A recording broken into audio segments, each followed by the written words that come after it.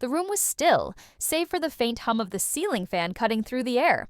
It was a fragile quiet, one that stood in painful contrast to the chaos churning inside me. I had laughed a little too easily, tossing out a small joke about another man. It seemed harmless at the time, even clever. He won't take it seriously, I had told myself, half in jest, half in reassurance. But the second the words slipped from my mouth, something in the air shifted. Daniel didn't laugh. He didn't frown or even move. He just sat there, his hands resting neatly on the table, his eyes distant, unreadable. That silence, thick, deliberate, and unyielding, hit harder than any raised voice ever could. My chest tightened. I wanted to reach across the table, to explain, to take it all back. But the damage had already escaped my lips, untamed and irreversible.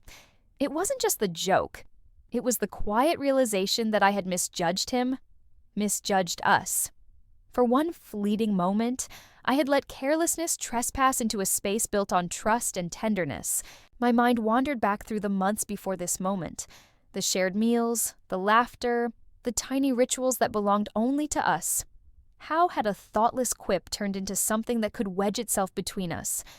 Yet, in the dim glow of that room, I saw something in him I hadn't seen before. It wasn't anger, it wasn't bitterness, it was disappointment, calm, profound, and terrifying in its restraint. I forced a smile, but it felt foreign on my face, brittle and empty. Daniel looked at me, not cruelly, not even coldly, but with a steady gaze that stripped me bare. My heart sank beneath the weight of it. I tried to speak, to bridge the gap I had created, but the words caught in my throat. Every sound felt hollow, unworthy of forgiveness. He didn't raise his voice. He didn't scold. And somehow, that quiet composure hurt more than rage ever could. His silence magnified my guilt, stretching each second into something unbearable. I thought back to when silence between us used to feel safe.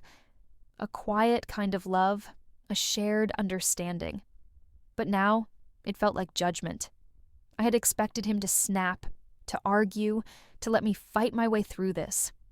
But instead, there was only that steady stillness, the kind that leaves you with nowhere to hide. My joke had revealed something I hadn't wanted to face, my tendency to take for granted the very respect he had always given me. And with that, realization came fear, that maybe this quiet would linger long after the moment passed. Eventually, Daniel stood. He walked to the window, the dying sunlight cutting across his face. He didn't look back, didn't say a word. Yet somehow, the silence between us was filled with everything that couldn't be spoken. The ache, the regret, the fragile thread of hope. I sat there trying to steady my breath. Each inhale echoed the weight of what I'd done. The joke, so trivial just hours ago, now loomed like a canyon between us. When he finally turned, his gaze was soft but impenetrable. And I knew then, this wasn't anger. It was disappointment, shaped by love and expectation. A quiet demand for understanding, not apology. I reached for my phone, instinctively wanting to type something that might undo it all. But even as my fingers hovered over the screen, I knew there was no quick fix. The lesson wasn't in what I had said, but in what it revealed.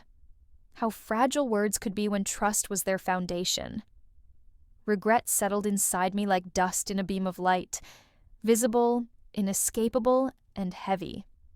I don't know how long we sat like that, time blurring into the silence. Then finally, Daniel spoke.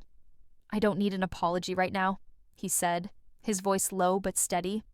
"I just need you to understand why it matters."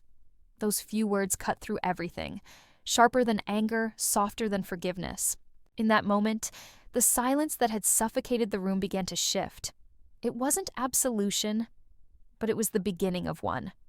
That night, I learned something I had never truly understood before.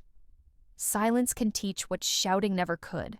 Words can wound, but their absence can carve understanding, humility, and truth.